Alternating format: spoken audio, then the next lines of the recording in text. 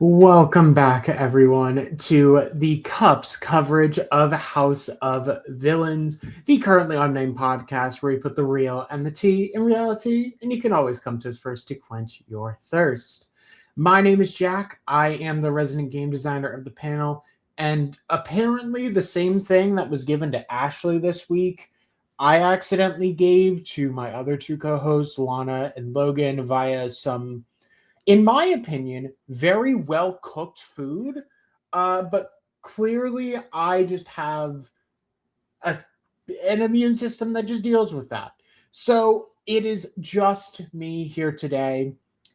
And I probably will end up feeling the food poisoning later, but that's really a problem for me to deal with. But before we get going any farther into this lovely little deep dive, I do have a couple things to tell you myself. If you like any version of Survivor, whether that be Australian or American Survivor 50, if you enjoy Project Runway or America's Next Top Model, both seasons new and old, if you like these sort of offbeat shows such as House of Villains or Fear Factor House of Fear, or you just want to watch some old recaps of some shows, you can always feel free to subscribe here, as that's going to be your best place to figure it out. In addition, if you like drag or Eurovision Song Contest content, you can feel free to head into the link tree in our description below in order to view those channels. We are looking for about 1,000 subscribers on all of them, because that means we can do even more amazing things. So please feel free to subscribe and follow below. In addition, if you want to catch us on the go, you can go to our Spotify and also our other basic podcasting streaming platforms. Those will be in the link tree in the description as well. You can feel free to follow us on there, as you'll get a constant stream of new reality TV content.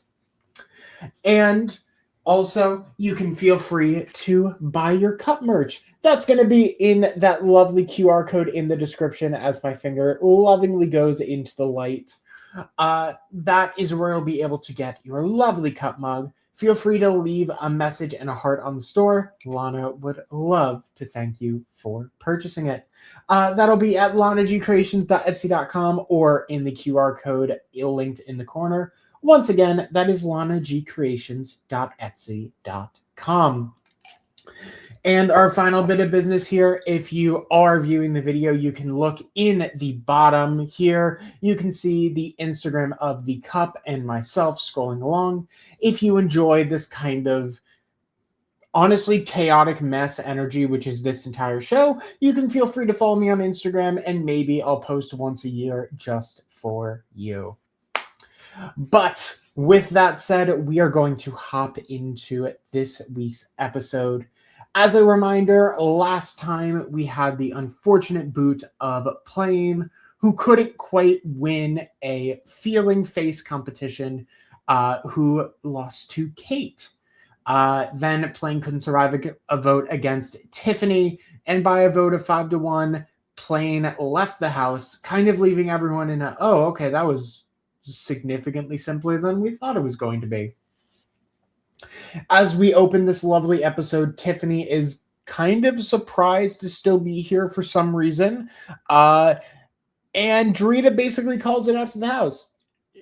Hey, just so we're all aware, everyone was looking to kind of just follow the majority, so no one was looking to like actually keep playing except for one person. And now everyone is just kind of looking at the trio of Ashley, Johnny, and Paul for the chaos that's transpired in the past week, and as easy targets. Now, of course, Christine had an amazing relationship with Plane, so it's a little weird that she was willing to take Plane out. But as she explains, Plane was clearly doing double deals with her. Just to be clear, that never really happened. But Christine believes it happened, and in Christine's strategic brain, that's good enough, I guess. look, we're not coming to Christine with a lot of strategic insight, but that's kind of normally how it goes. We also have a couple of other notes of people just kind of looking at Kate and being like, hey, she actually does kind of care about this. It's like a 20%. But like if she were to go to 100%, that'd be a real problem. She'd be a complete nightmare to deal with. So let's just make sure she's always not caring about this game. Especially Ashley kind of notes and goes, that's going to be a problem. And we are slowly beginning to see Tyson have a strong grip on this game. He's aligned with this sort of Orange Room alliance of Ashley, Paul, Johnny, but then is also aligned with Kate and Tiffany and also Drita, and is at least good with Christine. So Tyson is working with everyone, and no one seems to want to take a shot at him. For some reason. Just, no. He's probably fine. It's probably not going to be a big deal. He's not a threat to anyone and is not going to start throwing people under the bus and making sure he's safe. Not at all. From there, we pretty much head to our lovely supervillain challenge of the episode, which is at the most horrifying place I think I can genuinely think of. A children's birthday party in a park. Coming from someone who's constantly having children's birthday parties at my place of work, because that's kind of the job. Yeah, no, it can be a lot. It can really, really be a lot, even after the years that I've dealt with it at this point. So, no, not my place that I'd want to be ever. But we do get to play a little party game called Hear No Evil, See No Evil, Speak No Evil. And if you've ever seen any blind, deaf, mute challenges on TikTok, it is literally that, but 3 of them and designed as a challenge. And it is as insane as you might intend. Essentially, the gagged player receives a prompt to do something. They must then communicate through charades and muffles to the player with headphones on that can't hear anything, who then must communicate that to a blindfolded player to do something. They need to complete a task, which will then give the instructions back to the gagged player in order to do something. First to complete 3 tasks wins. Nice, easy, simple. Now, we do have a random draw into 3 teams, being Kate, Ashley, and Paul, Johnny, Tiffany, and Christine, and Tyson, Tom, and Drita. Notably, Tyson kind of figures out that there is a mechanic to where you can actually rig the draw ever so slightly, where he notes, oh, Tom and Drita are together. Kind of want to work with them. I am going to intentionally look for something cool because they're all gold eggs that they're pulling out. And Tyson pulls the gold egg knowing what he's going to get. So good for him for figuring out a strategic level to an unstrategic portion of this game. But we do have, for the orange team, Ashley being gagged, Paul being blind, and Kate being deaf. We have Christine being gagged, Tiffany being blind, and Johnny being deaf for purple. And we have Tyson gagged, Tom blind, and Drita deaf for orange. For gold. I know what I'm talking about, and I'm not slightly sick. So, for the first stage of the challenge, teams need to grab a bat.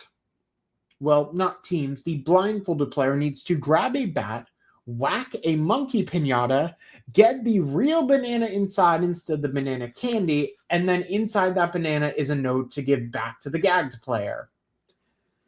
Both the gold team and the orange team seem to be able to get this, at least whacking the piñata, done in a relatively quick time. But Tiffany on the purple team cannot seem to whack the piñata. Everyone else finishes, and Tiffany is still blindly attempting to whack this piñata out of the air. And it's not great. She really, really wanted to go for this win today, and unfortunately, not really going to happen. On the other side, though, Kate is kind of looking to throw this challenge. I mean, she doesn't want to win in the first place. She doesn't care about anything. But also, Ashley and Paul are not really people who are working with her, so either of them winning is a bad thing for her. So it's better for them to just not win. But we do see the orange and gold team get through this first portion and get to the second portion, being to pin a pig's tail on Jackass Joel, then pop the balloon with the most recently eliminated player's face on it and get the note inside, transferring that once again back to the gagged player. Here we see Tom and Drita fall apart. Tyson can pretty clearly communicate to Drita the first part of this. And then Drita figures out that she needs Tom to pop balloons and pops every single balloon. And Tom grabs the faces. And then fails to ever grab the scroll. Drita and Tom are simply shouting at each other. There's no communication. Tyson is desperately trying to get Drita to look back at him, and it's just not working. And even though Kate is attempting to kind of throw this challenge and make the communication muddled, Ashley and Paul work with and around Kate to get through this relatively fast. And they are on to step 3, which is the gagged player gets into a hula hoop underneath a giant bucket. They then need to get the blind player to grab the blue cup and give it to the gagged player, and then for the blind player to throw water balloons at the target from behind a line, eventually hitting the line and finishing the challenge. And yeah, no, this goes swimmingly. Literally, there's a little bit of confusion on what cup to grab, but Ashley just gets it done. Kate gets it done. And after a couple throws, it's not even close. Paul hits the target. And Ashley, Kate, and Paul win the first part of the Supervillains Challenge.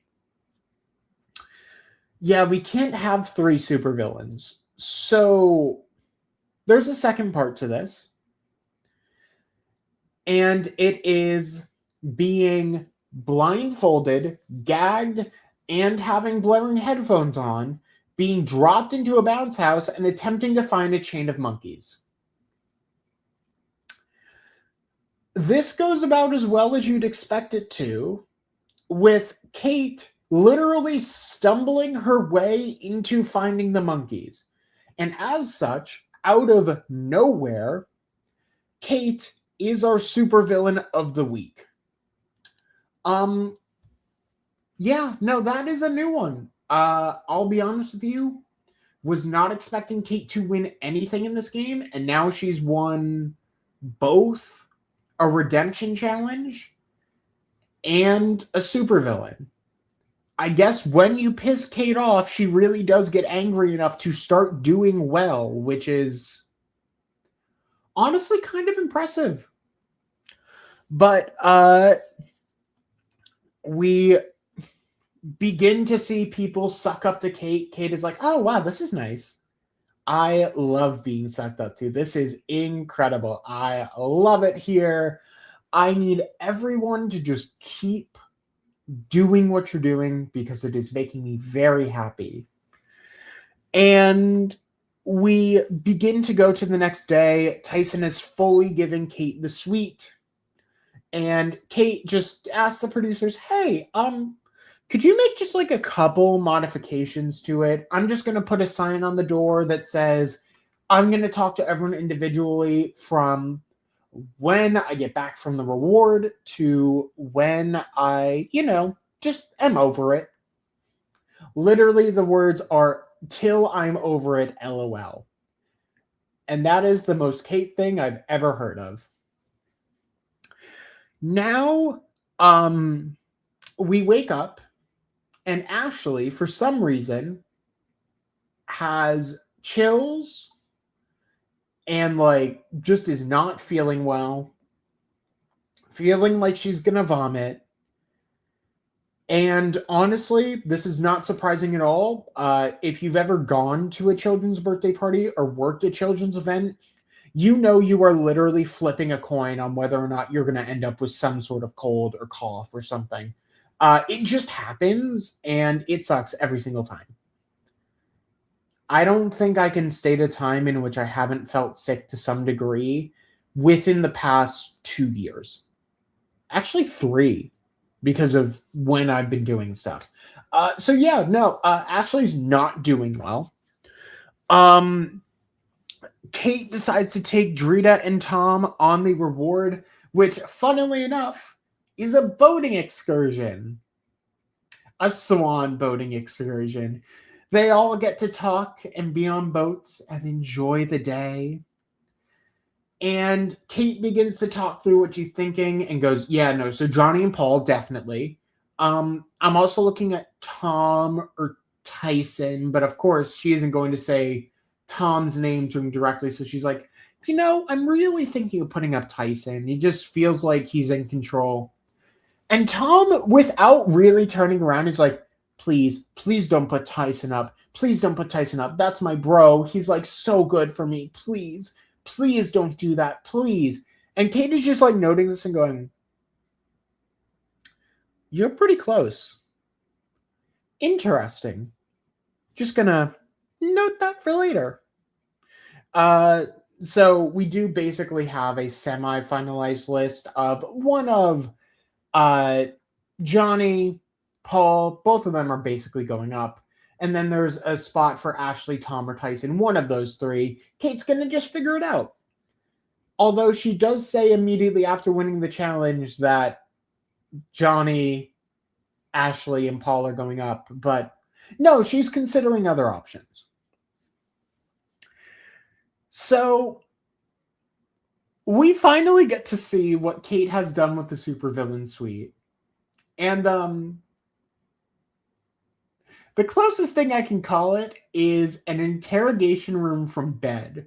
Kate gets to be in bed with a lovely glass of wine, and everyone comes in one at a time. The entire room goes red, and a spotlight is in every villain's face as she interrogates them. The one thing Kate can do really, really well is make a fucking scene. And this is possibly one of the craziest things where she pitched it to production. Production was like, how quickly can we get on this? This is content. This is everything we need. And we begin to see everyone talk through. Christine is like, hey, I'm really good with you. I love the vibes. Kate goes, I'm not really here for vibes. Just not. Johnny doesn't even really plead. He basically goes, I know you're going to put me up. If you don't put me up, I can work with you. But if you do, I'm going to make your life more treacherous. And Kate goes, okay, try me, bitch. We then have Ashley and Paul going in. Ashley's kind of like, hey, I'm just trying to be good. I'm trying to levy with you. And Kate doesn't really seem super receptive. Paul's like, hey, it wasn't really my decision. Kate goes, well, it was. Paul goes, it wasn't my list. He was like, you helped out. I assisted.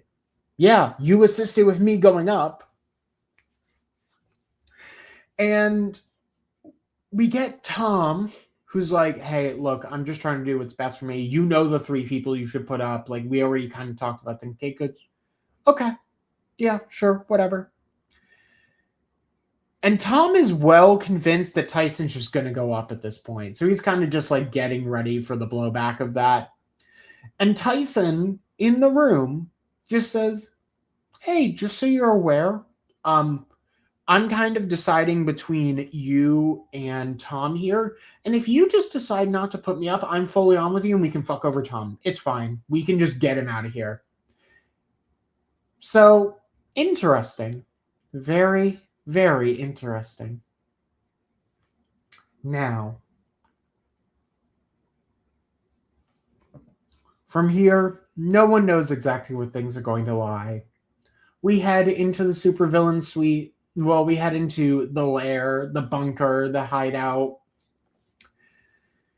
And unsurprisingly, as in she's literally said it from the moment she was winning and absolutely just wanted to fuck with everyone, she puts up Johnny, Ashley, and Paul. Johnny expected it. Ashley was like, yeah, that's fine. I understand. And Paul's like, okay. So Kate sets up a weird scenario where she has a suggestion box which has been turned into a drawer and just says, put the people you want, you consider in. And she says, oh, look, the 3 people who suggested something are all in the box and all pushed. And then we're the only ones who pushed. And as such, I'm putting all 3 of them up. Now, Paul feels like this is forced and actively says, hey, just to be clear, I put the other 2 of these people in because I know that y'all want to separate it, and I'm happy to do that. Which obviously pisses off Johnny and Ashley. And Paul, I love you so much, but I can't understand this. What are you doing? Why are we publicly throwing this out there? I understand the intent, but you could do this in a more subtle way to the people that are actually voting. But yeah, no, probably now Paul's going to be come after by Johnny and Ashley if they don't get off, and Paul has to win, which we will figure out what happens next time as Banana retakes control of the house, and it seemingly is a bunch of really weird dares, which is lovely. For some reason, now we've had 3 shows within the past year that have a fear factor element to them for a challenge. Totally fine, not at all like an interesting parallel, but realistically, I will be interested to see what happens next week. But Ashley not doing well. Tiffany finds a note with the structure of the house on it, seemingly signed by Ashley, and there's just chaos abound. But we all have to wait for next week to see how that transpires. For now, that is going to end our coverage. If you've enjoyed this short little recap of House of Villains, you can feel free to subscribe or follow on whatever platform you're listening to. That way you can always catch us for content, including this, Fear Factor House of Fear, Survivor Australia, and 50, Big Brother as that's coming around the bend, a reality roundup of everything that's happened on reality TV this week, and more.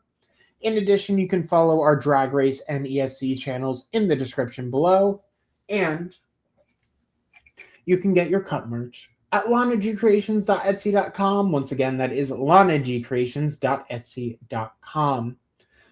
But with that said, I'm going to get out of here. It's been a pleasure talking to you about our lovely villains of chaos, destruction, and ultimate mess for the week. But I have to get out of here in order to go to work and deal with more children.